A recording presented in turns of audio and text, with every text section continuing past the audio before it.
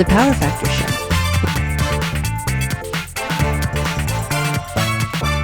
Episode 91. You can find this podcast and others at Gun Rights Radio Network, gunrightsradio.com. Podcasting freedom. Brought to you by SAFARILAND and Hodgdon, the gunpowder people. Welcome to Power Factor. I'm Rick. I'm Larry. And here we are at Renton Fishing Game Club. We want to get our prize giveaways out of the way. And so we have a winner from our last trivia question, which was the question that is. Can a competitor engage targets over a wall? That was our question. Exactly. And surprisingly enough, we got a response that was unanticipated. We got we got a lot of interesting responses. And first of all, I want to say thanks to all the viewers that put some time and effort into answering the question. That some guys obviously cracked open the rule book and cited a rule. Unfortunately, we got some wrong ones. Yeah. We got a guy that cited fault lines. Someone else was talking about soft cover. Well, and that's the interesting thing is you're the one who's shooting over the wall that's close to you, or you're shooting over a wall that's immediately in front of the target. Well, the question was based on you are shooting, we've got a prop in front of us, and are we allowed to shoot over it? Right. But somebody interpreted it as the wall is downrange with the targets peeking up above it. Yes. Can we shoot over the wall? I see. That's probably what he was thinking about. Yeah, that is probably what he was thinking about. So, I hadn't considered that. That's interesting. I hadn't either. So the answer to the question is Rule 2.2.3.3, which says walls are deemed to go from the ground to the height as constructed unless otherwise noted in the stage briefing. Right. So we've got guys like Rick or Big Mike that we have to put in our stage briefings. Mike at 7 foot tall, whatever he is. Yeah. We have to put in our stage briefings, walls go from the ground to the sky, meaning don't shoot over the walls. If we got a 6 foot wall, we don't want you shooting over it. And sometimes I've gone to a stage where I suspect they intended to put that in the procedure, but forgot to. For sure. And that's often overlooked, and not many people can take advantage of it anyway. But if it doesn't say specifically that you cannot shoot over the wall, then you can. And sometimes a 7 foot guy can just go, oh, hey, look, I can see all the targets from right here. Yeah. Which isn't legal because you can only have 8 rounds from a view, right? We get into other issues there too. So, okay. Yeah. So, who was the lucky winner? So, the lucky winner was Jim Morrison. Mr. Mojo Rising himself wins the brass. Out of Logan, West Virginia. Oh, really? I thought it was the Hollywood Hills of California. No, okay. All right. Off to West Virginia, to Jim Morrison for the brass. So, thanks for playing. Thanks for playing, Jim. Now, one of the things that we've recognized recently is that people are apparently waiting by their computers on Monday for the episodes to be posted and getting those answers to us right away. And some people are working during the day and they can't get to their computer. And so to make it a little more level playing ground, we've decided to kind of alter the contest rules in the future. Right. So we're going to change that to, we'll give you a week to respond to the trivia question, and we will select randomly from all the correct answers that we get. And we'll pick a winner from that. So you don't have to feel rushed about watching the episode during your lunch break on Monday to be the first guy in line, which is what we've done in the past. Yeah. So what do we have for our giveaway this week? So this week we are going to give away. We have and we have to mention where we got this stuff. We have a devoted fan and viewer named, help me out, Ron Devine. And we thank you, Ron, very much for the submission of the prizes. What we have here is a USPSA hat, T-shirt, and coffee mug. Wow, 2 sets of those. So this is what we've got for the next question. Are we going to give away one per question, or are we going to have... Yes, yeah. Okay. This will be the prize for one, and then the following week, we've got another one waiting for you guys. Great. So, and we've got some posters here, too, and... on with the question. We'll figure out with the posters. Okay, so the question this week is, when can a competitor alter the range surface without penalty? So think about that. Now this is going to be another USPSA question. USPSA. I'm the USPSA guy. Right. So give us the answer, cite the rule, and we'll be looking for that question. What size is that shirt? Ooh, I didn't check. Oh, it's extra large. I got an XL, That'll so fit that 90% of the population. One size fits most people. Alrighty, cool. Great. All right, so today we're going to talk about cover. In episode 88, I was discussing a particular stage at the Washington State IDPA Championship in which it was specified that in order to properly use cover, you had to be no more than an arm's length from that cover. And that caused a little bit of a firestorm of discussion. There's nothing in the rule book that supports the idea that you must be a certain distance, either close or far, from a cover position to be using cover. The definition in the rule book says that no part of your lower body and no more than 50% of your upper body can be exposed to the target that is being engaged or is about to be engaged. For instance, in the case of reloading, if you're reloading, sufficient cover for shooting is also sufficient cover for reloading. I didn't know that. Yeah, so if you're engaging a target and it's time to reload, you can maintain that position while you do so. You don't have to duck back. Earlier editions of the rule book said you had to duck back completely behind cover. Now you can stay hanging out, but only the 50% of your upper body. Right. And one of the issues about using cover is that as the distance varies, the relative distance of both the shooter and the target relative to the cover position, how much covered you are by the cover varies. And if you're shooting around a wall, let's say, a vertical cover wall that goes, just for instance, all the way to the ground, you have a sharply defined surface to judge your cover by, and no part of your body can hang out relative to the target. And no matter how close or how far the target is from that position, if you're close, you don't have to be, sitting right up against the wall. But if you're close to the wall, it doesn't matter how far or how near the target is on the other side of that wall. You're behind cover relative to the target. Now that changes as the shooter gets further from the wall. I've heard some people vehemently deny that getting further from the wall changes the perspective or changes the relationship, but it very much does. And so when we discuss distance from the wall and somebody says, there's no reason I need to go up close to that wall to use it as cover, cover from here is cover from there. It doesn't matter if I'm 5 feet from the wall or 15 feet from the wall. That's not true. How far you are from the wall does affect whether or not you're using cover properly. And I don't want to get the whole episode bogged down on that, but we are going to talk about that. The other issues with cover are when engaging from, let's say you have a number of cover positions and the targets are visible from more than one. The rules addendum has decreed that you may not cross any open space without engaging targets that are visible from where you are at the time. And so that's another example of you can't expose yourself to the targets to, let's say, advance closer to them. So if you had a wall that's immediately in front of you and then another wall that's half the distance between you and the targets, if you're visible as you advance from one wall to the next, you must engage those targets before you go. You can't cover that open ground. Now, if you were covered, that is, the targets were not visible as you advance, that's fine. You're completely covered. But as you approach the edge of that cover to engage the targets, that's when this issue of perspective comes into play. If you run all the way up to the wall, you're spending more time running, but you're almost certainly behind cover if you've got that foot right up where the vertical cover meets the ground. Now, if you stand away from the cover, let's say 15 feet, you decide, I'm not going to run all the way up there. I'm going to stand back here and shoot.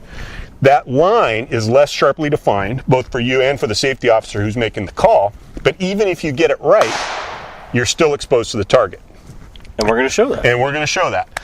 And so if you're involved in a discussion about how close should a shooter have to be to cover to be considered covered, and your opinion is it doesn't matter how close you are, you can be any distance, because this line, this imaginary line, because there are no fault lines in IDPA, this imaginary line that passes from the target through the cover position and beyond, essentially infinitely, is a perfectly straight line, and the shooter can choose to be anywhere along that line.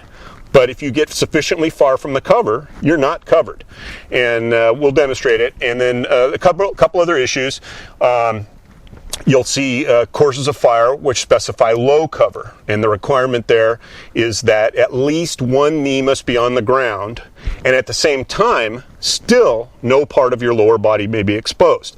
That's another point of contention. I've seen somebody kind of misinterpret the rule in such a way that they believe that if you're standing, the lower body being covered is required, but if you're shooting from low cover, it doesn't matter if your lower body is exposed or not, as long as one knee is down. And you have to have a kind of a creative imagination about definitions of English language words to come up with that. But your lower body has to be covered, whether you're standing, sitting, kneeling. No part of your lower body can be exposed to the target. Now, I keep emphasizing no part of your body may be exposed to the target that's being engaged, because on some courses of fire, you may have targets that are yet to be engaged that you are exposed to. So for instance, if you're shooting around a standard Bianchi-style barricade, the barricade's only about this wide. And if you have a target array on the left and a target array on the right, when you're standing centered on the barricade, you're not using cover from either. But if you shift to one side to engage around the left side, you're now completely exposed to the array on the opposite side, and that's okay. We're only concerned with that edge relative to the target you're shooting at. If you want to take it to the extreme, you could use a 2x4 for cover, because it's only the one side edge that matters. You can shoot around this side of the 2x4, switch around to the other side of the 2x4, and the part that's exposed on the far side doesn't matter. Well, that just answered some questions for me, not knowing anything about IDPA, so I don't have to ask them now. Yeah, and a perfect example. I do want to ask one question, Sure. though. So I hear this a lot, and I've never shot IDPA before, but I think I just got the answer to a question. Why not use fault lines? And I think the answer to that is because the fault line needs to move. It moves with you and with the targets. Yeah. If you can imagine, you're familiar with an El Presidente. Sure. If you were shooting an El Presidente from behind cover, you might have to reposition your body for each target, and then the fault line would move. So that fault with you. line would have to move, and that's why in IDPA we don't have fault lines. Exactly. Gotcha. And the safety officer's job is to reposition himself so that for each target, he's on the line. Yeah, so you should see, if a shooter is transitioning around cover and moving his feet, the safety officer should be moving along with him so he can continue to look down that line that runs past the shooter, through the cover, onto the next target. All of a sudden, IDPA makes more sense. A little bit more sense, yeah. And another issue about cover is that there are some people that take the rule book more seriously, let's say, than others in terms of the rule being a rule rather than a suggestion. When we call cover, I've been a safety officer for over 10 years. And when the rule book says you cannot expose any part of your lower body, I take that to mean you cannot expose any part of your lower body. But I have seen lots and lots of YouTube videos of people standing in a doorway like this, hosing down targets, and nobody calling cover. Maybe they got penalized after the fact, I don't know. But that lower body has to stay behind cover. And there was a good article written by Ken Reed out of Idaho about proper cover use, that it was in the TAC Journal. I think it was either the last issue or 2 issues back. If you're an IDPA member, the Tactical Journal is the club newsletter that you'll get in the mail. And in it, Ken explained that if you're standing at cover, in order to not have your lower body exposed and actually be able to see the targets, you've got to lean out like this. Your weight essentially is on this leg that's nearest to the edge of the cover, and you've got to lean out. If this foot is exposed, you don't have to lean. You can essentially use your standard shooting stance. I think they call that a competitive advantage. Exactly, and that's one of the reasons why I insist that that foot stay in, because the person who's got their foot hanging out is not adopting this kind of, and it's a strain. Yeah, stance, it's a little bit of a strain to maintain it. And you know, if you're used to practicing, especially in USPSA, when you're practicing classifiers and whatnot, you're used to optimizing your position. You can stand exactly how you want, perfectly facing the target you're engaging, and IDPA essentially doesn't allow for that because you've got to use cover. And so next time you're looking at, we actually had somebody that responded to the Washington State Championship episode and said, why is that guy all contorted when he's shooting? And I said, because he's using cover. That's what you got to do. Yeah, if your foot's hanging out, then you're not contorted, but then you're also not using cover. So we've got some examples here. We're going to kind of go through it, demonstrating both the proper, improper cover, and then kind of going into this idea that the perspective of the target and the shooter change as the distance changes. So here we are with an example of cover from a static target.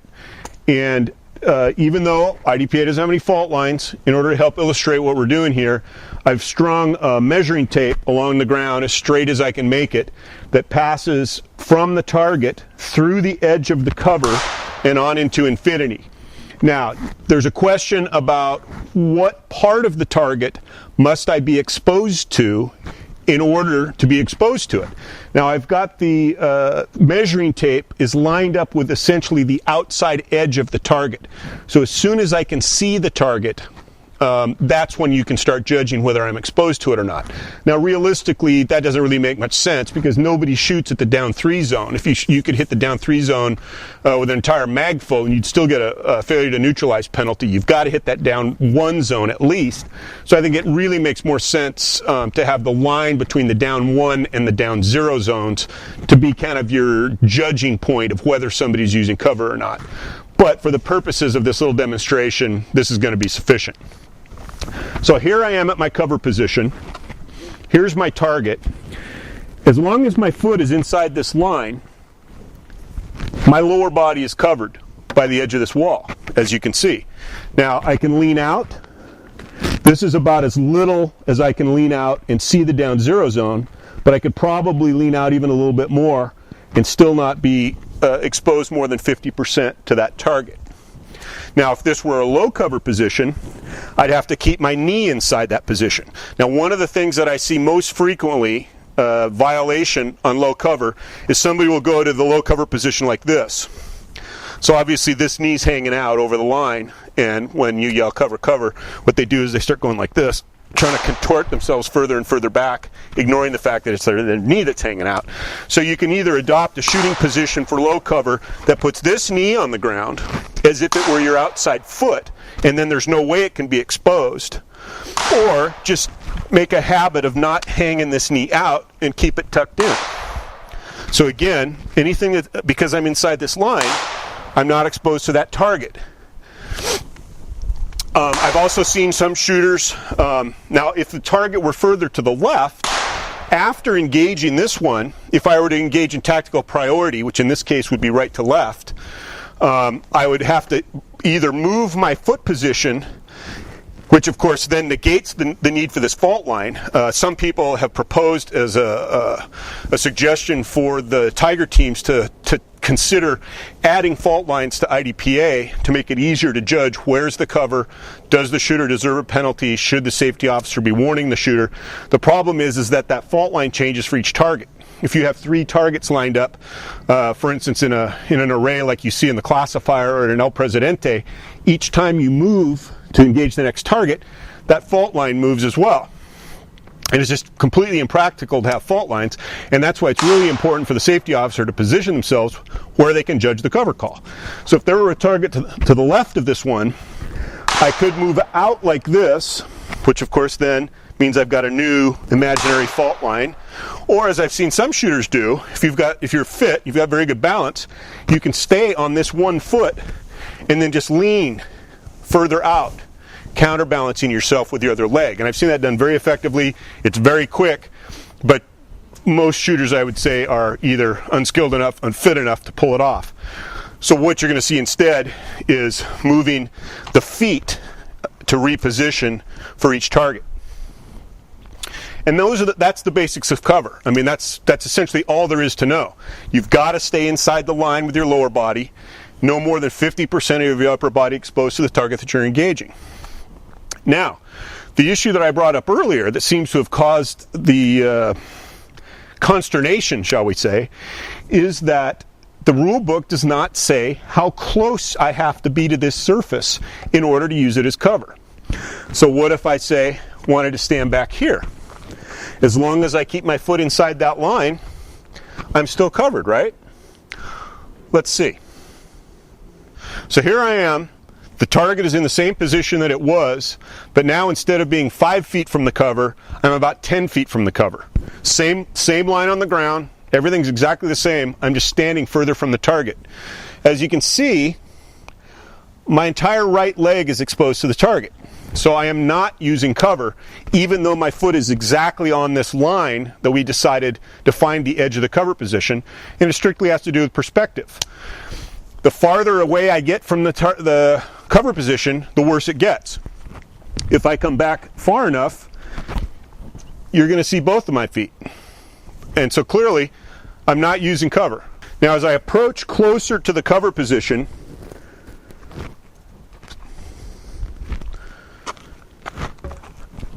I can see the entire target and probably a full target's width on the far side of it, and still I'm completely covered. So there is a difference in terms of whether you're covered or not relative to the target based on how far or how close you are to the cover. And as the perspective changes, if you bring the target up even closer, then it even shortens the distance more. It's like the relationship of the shooter and the target have reversed. You think when I'm right up here, I can see the entire target. The target can see very little of me. If the target were right up against this cover position and I were standing 15 feet away, it would be exactly the same thing. I'm exposed plus, a body's width of airspace on the side of me to the target. So when you're considering whether you're using the cover properly, there is a consideration for how far the target is from the cover and how far you are on the opposite side of that cover, whether you're covered or not. And then that doesn't even take into account the necessity of enforcing the cover. If you're standing 10 or 15 feet away from the cover position, the safety officer is another 5 feet behind that, and there's no handy fault line on the ground, he's going to be in a pretty dicey position trying to judge whether your foot is inside or outside that line and whether you need a cover call or a cover warning. And if you get a cover warning, what do? Get closer to the wall, take a step to your left. Either way, it's going to slow you down. You probably would have been better served by getting closer to cover in the first place. Now, that still doesn't address whether or not course designers, match directors, should be dictating how close or how far you are from the cover position. You can still leave it up to the shooter if you want to. I think from the safety officer's perspective, the safety officer has to be in a position to judge whether you're using cover properly. And if you're shooting from a position that the safety officer isn't anticipating, he's not going to be in a position to do so. And that might be good for you, but anytime the shooter goes to an unanticipated place, it could create a safety issue. It could create a safety officer trap where the safety officer is caught out of position by the fact that you're shooting from someplace that you're not expected to go. And so that's another reason why I think we were discussing, and I've mentioned it a couple of times on the show, that you have the perspective of cover either as a place, that is, this is the cover, and I come here to be covered from the target, or cover as a state of being. It doesn't matter where I am on the range, as long as I can't see that target or I'm not exposed to it. So right now, of course, I'm behind cover, but again, as soon as I come out here to the point where I can see the target, all I can see right now is the line between the down 3 and the down 1, and my foot is pretty much right on the line. If I want to come out and see the down 0 zone, even if I'm cranked out like this, I'm pretty much fully exposed to the target. And it's even worse if I use a shooting stance like this. Now I think you probably can, how many fingers? But anyway, so that's just my point about the target relative distance from the cover position, how close you want to get to it, and especially how close or how far the target is from the cover.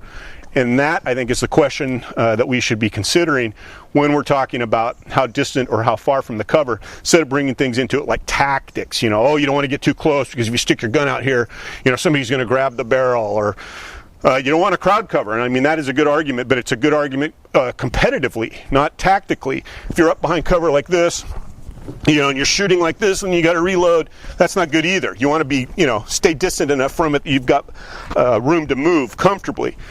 But there's no need And in fact, it's counterproductive to be back here in a lot of cases, because you're opening yourself for a cover call you might not deserve, but you're really in no position to judge yourself whether you're using the cover properly. Okay, what we're going to do now is just kind of goof around a little bit. Larry is taking the role of the target, and he is going to try to, from the perspective of the target, try to see if I'm using cover properly or not. So Larry, let's just, for an example, I'm just going to start right here. Can you shine that on my right leg? For sure, on your right leg and a little on your left, in fact. Okay, so I'm a little bit too far out. So now I'm going to move so that I'm a little bit closer to make sure I get right on this line. Okay, so now here I am in my shooting position. Can you get my leg? Yep. Okay, yep. That's not good. Okay, and I'm going to move, probably cut that distance now in half. It's still right on the line. Okay, how are we doing now? So I can still see a little bit of your right leg. Okay, so now if I move my leg in about a foot, I can get myself leaned way out here. I can just see the down zero zone. Yep. How am I doing now? Not a chance. Can't even see your belt. Okay, so here I'm covered, but my foot is at least a foot inside that line. So now if I come up here, I've got my foot again right on that line. And you're in a much better position now. I'm much closer. I can see the entire target. And can you see any of my lower body? Right hip, just barely. Ooh. No, watch out. I guess I should yell cover. Yeah, how's that? As a target. No, you're good. Okay, but now if I stand in my normal shooting stance, like they do on YouTube. Sure. Now how are we doing? Now I've got half oh my God. Half your whole body. Oh geez. Okay, so we can't do that. It's not legal.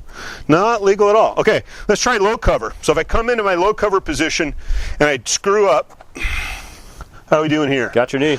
Geez, not good, not good. Okay, let's try putting this knee down so that my whole leg is inside the line. Now how am I doing? Yeah, you're good. Now the other thing you got to be concerned about is even if you got your knee down, you get your foot out like this. Yep. Okay, that's not good. Yep, there's that's not foot. good. So keep that leg tucked in. Okay, now the other consideration for the safety officer is being in the proper position to judge cover. I see a lot of the time that the safety officer is, say, standing like this with the timer, when of course it's very difficult, except for this nice fault line here, to determine whether Larry's going to be using cover properly or not.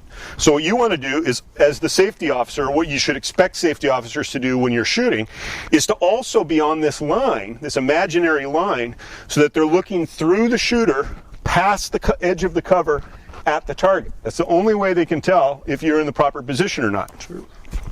So Larry's going to use his excellent cover stance. He's leaned out here, his foot's inside the line, and I'm standing right here where I can look right over his shoulder at the target and can see that's perfect. His foot's not hanging out at all. Now hang your foot out, Larry. See, now his toes hanging out. 3 toes. My knee. He's far enough away from the cover that I probably can't really definitively say from here. What's nice in this example, I can also look down and train myself. Is my knee over the line? And yeah, it is. Yeah, but because of the distance from the cover, I'm having a hard time now determining really whether you're outside or not. Certainly. Now, if you move 5 feet closer, now when you've got your knee stuck out, stick your knee out now. Now stick your knee out. There. It's pretty obvious because I don't have to look down that long line to see, and he's right near the edge of the cover. So it's easier for me to judge. I can see the whole target. The whole target, and even though you're still using cover. And this is cover, yeah. Yeah. Whereas back here, even though you're exposed to the target, all you can see is about half of the down zero zone. Cool. So your safety officer should be tracking your location relative to the cover and the target. And again, if there were another target, let's say behind this wall, Larry repositions himself to the right to get to it, I've got to reposition myself too to make that call. So make sure your safety officer's in the right position, and if you're a safety officer, be sure you're in the right position. So there we are. We've discussed cover. We've defined cover. Larry has gotten his first insight into cover. I've learned a few things. I hope you guys have. And we've got, we're going to drag Larry out to a match and see if he can practice what we've discussed today. We've got a match in a couple of weeks. At a real match? A real match. You're going to bring me to an IDPA match? You, in person. I've shot competitively for 10 years, never shot IDPA. Here's a perfect opportunity. He'll have it fresh in his mind where to put that foot, where not to put the knee, so we're all set. Cool. So if you have any questions, as usual, comments, hopefully some good comments, good pithy comments, you can send us an email at powerfactorshow@gmail.com. You can go to the website at powerfactorshow.com or Facebook.com/powerfactorshow. So until next week, See you later.